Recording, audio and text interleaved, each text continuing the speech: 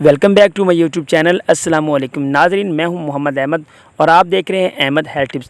آج کی ویڈیو ان خواتین کے لیے اسپیشل ہونے والی ہے جو حیض کی بندش کی وجہ سے بہت ہی زیادہ پرابلم کا فیس کرتی ہیں۔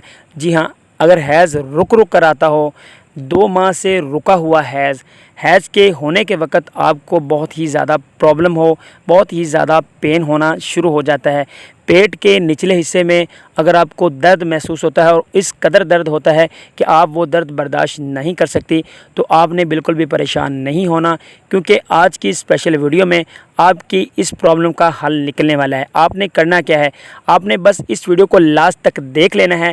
انشاءاللہ اللہ تعالیٰ کے فضل و کرم سے یہ پرابلم آپ کو دوبارہ فیس نہیں کرنے پڑے گی، کیونکہ یہ جو دیسی نسخہ میں آپ کو بتانے والا ہوں اس سے آپ کا یہ مسئلہ حل ہو جائے گا۔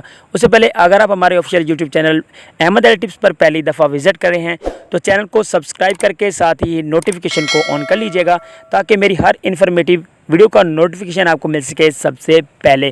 تو جی ہاں ناظرین، چلتے ہیں ویڈیو کی طرف۔ آپ نے کرنا کیا ہے، آپ نے 1 پاؤ اونٹنی کا دودھ لے لینا ہے۔ جی ہاں، 1 پاؤ اونٹنی کا دودھ لینا ہے۔ مقدار کو آپ نے تسلی سے سن لینا ہے، اوپر نیچے نہ ہو، اور مناسب مقدار میں گڑ ڈال لینا ہے۔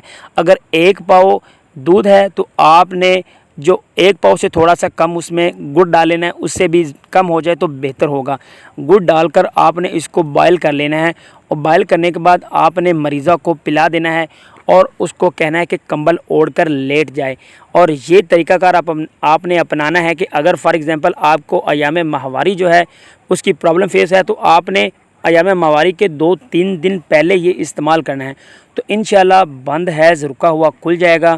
آپ کو جو حیض کی پرابلم ہوتی ہے، حیض کی بندش اور آپ کو جو پین ہوتی ہے، انشاءاللہ اس سے آپ کو استفادہ حاصل ہوگا۔ اگر یہ پرابلم جو ہے وہ آپ کو فیس ہو رہی ہے اور آپ کو یہ مسئلہ جو ہے وہ بار بار ہو رہا ہے، اس نسخہ حل کرنے کے بعد بھی مسئلہ ہو رہا ہے، تو آپ نے کمنٹ سیکشن میں ضرور بتانا ہے۔ امید کرتا ہوں کہ ویڈیو آپ کو پسند آئی ہوگی۔ ملتے ہیں کسی اگلی ویڈیو میں۔ کی واچنگ احمد ہیلتھ ٹپس۔ وسلام۔